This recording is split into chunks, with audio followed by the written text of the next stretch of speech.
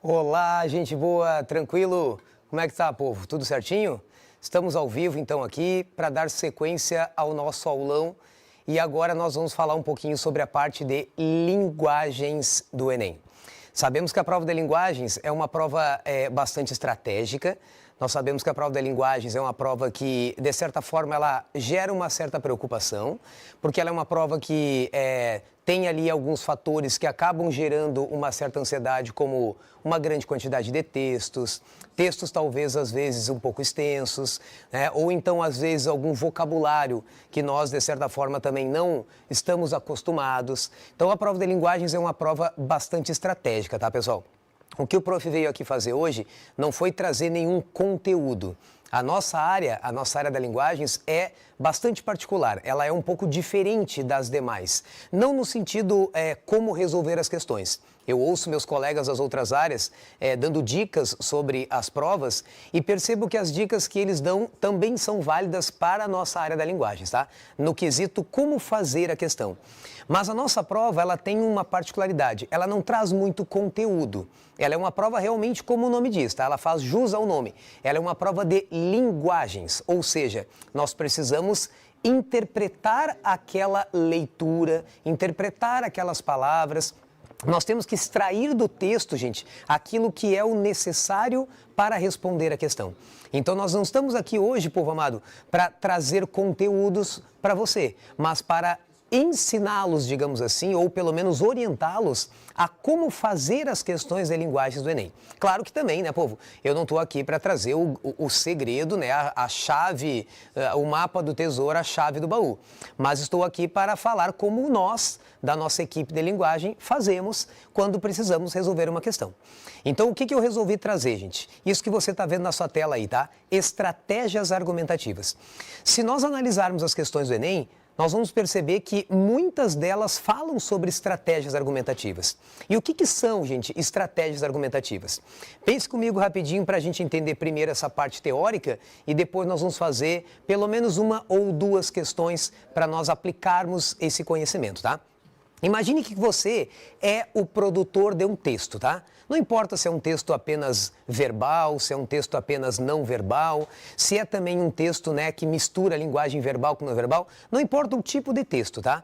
Entendamos texto como algo super amplo. Pode ser uma imagem, pode ser realmente um texto escrito, né? Mas imaginemos que você é o produtor de um texto.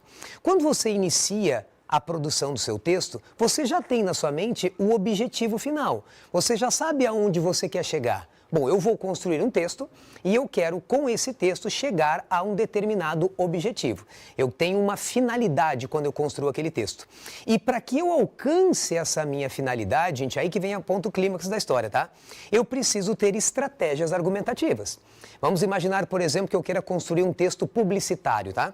Eu quero anunciar um produto, eu quero promover uma campanha de conscientização. Então, o meu objetivo é o quê? É atingir o público-alvo.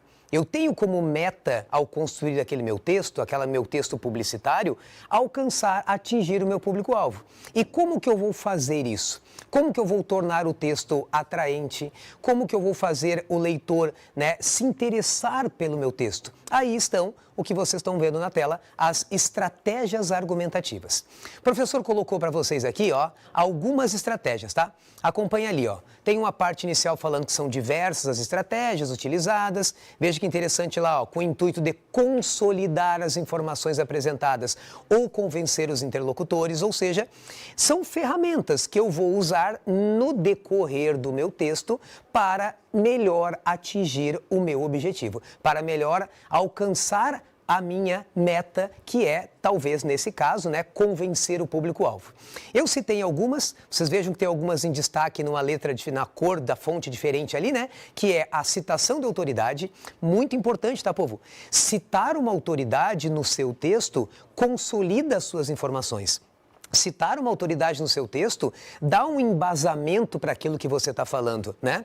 Você consegue, a partir dessa situação, ter uma base melhor. Isso corrobora as suas ideias, entende? Ali também temos o uso da ironia. Gente, ironia é o recurso, é a estratégia argumentativa mais explorada pelo Enem, gente. Sabe que ironia, quando você é irônico, você fala algo querendo falar o contrário, né? Você diz uma coisa, mas na verdade você queria dizer outra. Então a ironia é excelente para questões do Enem. Temos também construções frasais. Há muitos textos na prova do Enem que têm uma construção diferente do convencional. É uma construção feita apenas com período simples ou apenas com frases interrogativas. Toda essa construção ela não é à toa. Ela tem um objetivo, né? Uma vez teve uma questão bem interessante no Enem que tinha um texto de um diálogo entre o pai e um menino. E esse menino, ele fazia constantes perguntas para o pai. Eles moravam num sítio, né? Mas esse sítio era um sítio pequeno e era situado dentro de uma grande cidade, mas era um espaço ali, né? Um pouco mais assim, digamos, arborizado. E esse menino perguntava para o pai, né? Posso criar isso? Posso criar aquilo? Né? Se referindo a certos animais. E o texto era construído por várias frases interrogativas. Então, por que as construções frasais também representam uma estratégia argumentativa? Porque essa sequência de perguntas que o menino fazia para o pai dele, né, no intuito de saber se poderia criar, posso criar ovelha, posso criar galinha, posso criar porcos, mostrava a ansiedade do menino em relação àquela vontade que ele tinha de construir, de criar aqueles animais. E a resposta do Enem dizia isso, né? Que as construções frasais, elas contribuíram para que nós, leitores, entendêssemos a ansiedade que o menino tinha. Então, estratégias argumentativas, povo, são todas as ferramentas que nós usamos na construção dos nossos textos com o intuito de atingir os objetivos. Mostrar para o leitor, convencer o leitor, solidificar aquilo que nós estamos dizendo. Ainda coloquei para vocês ali a questão da polissemia. A polissemia é outra super interessante, gente. A questão de você dar duplo sentido para o que você está dizendo. Isso torna o texto bastante atraente. E além também do uso de comparações, como o prof colocou ali. Então, gente, leve para a prova agora, dia 5 de novembro, a nossa primeira prova do Enem, que traz aí a parte das linguagens, leve pelo menos essas aí, tá? Lembre que se a questão falar sobre estratégias argumentativas, lembre que pode ser a citação de autoridade, pode ser a construção frasal, a ironia, a polissemia, né, o duplo sentido, as comparações. Coloquem isso como sendo opções que vocês precisam buscar nos textos. Beleza, gente? Vamos parar então de teoria e vamos fazer uma questãozinha? Vamos para a prática? Legal, galera. Meus alunos queridos do COC, meus alunos queridos do AZ, gente boa do meu coração que está acompanhando. Se não estão acompanhando ao vivo, depois certamente assistirão aos nossos aulões e ficarão felizes por ver os profs, né, dando mais umas dicas aí. Olha que interessante ali, povo. Ó, eu recortei ali o texto da prova do Enem, que tem lá, né, o comportamento geral como título, e ao lado está a questão, tá? Preste bem atenção com o professor aqui, porque o enunciado, como todos os professores dizem, o comando da questão é fundamental. Eu vou extrair desse comando aquilo que eu preciso buscar no texto. Saibam que quando eu ler o texto, eu não vou ler o texto apenas por ler. Eu já lerei aquele texto sabendo o que eu estou procurando. Porque, gente querida, é importante que nós entendamos bem o comando da questão. Para que quando nós lermos o texto, nós não lermos o texto apenas por ler, sem saber o que estamos procurando. Vamos ler o texto já com a meta traçada. Vou ler procurando isso. Olhe lá. Pela análise do tema e dos procedimentos argumentativos utilizados na letra da canção composta por Gonzaguinha na década de 70, infere-se o objetivo de. Veja que eu vou ter que tirar o tema, tá? Eu já vou antecipar aqui para a gente ir ganhando tempo que o tema é o emprego. Eu vou ler ali rapidinho com você, vou mostrar isso para você, tá? Olha lá o texto. Aí o que eu tenho que pensar? Qual foi a maneira, qual a estratégia argumentativa que o autor da música usou para falar sobre o emprego? Se ele falou bem, se ele falou mal e como que ele falou. E olha que interessante. Você deve estampar sempre um ar de alegria e dizer: tudo tem melhorado. Você deve rezar pelo bem do patrão e esquecer que está desempregado. Olha que interessante. Aí o tema foi retirado, que é o emprego. E ele continua, né? Você merece. Cerveja, samba e amanhã, seu Zé, se acabarem com o teu carnaval. Olha que interessante aí, né? Tá tudo legal, você tem que sorrir, você tem que pensar, sempre rezar pelo bem do patrão. Veja lá no final que interessante. Deve, pois, só fazer pelo bem da nação tudo aquilo que for ordenado para ganhar um fuscão no juízo final e diploma de bem comportado. Veja que o autor da letra, ele traz algumas frases como rezar pelo bem do patrão, e isso é puramente irônico. Ele está falando sobre emprego, como se o emprego fosse algo excelente, como se o emprego fosse algo maravilhoso, mas na verdade você muitas vezes se submete a um comportamento geral, se submete a ter que dizer sempre, né, aquilo que se quer ouvir, sempre agradecer, nunca reclamar. Então ele está sendo muito irônico, ele está falando algo e na verdade está falando outra coisa, ele não está falando aquilo que ele realmente gostaria de falar. E aí a resposta está lá como sendo então a ironia, ele quer ironizar a incorporação de ideias e atitudes conformistas, ou seja, aquelas atitudes que são descritas na música são o que as pessoas se conformam com. As pessoas se conformam com aquilo. E ele, de uma forma irônica, trouxe o contrário para nós. Bem interessante a questão, uma ferramenta, uma estratégia chamada de ironia.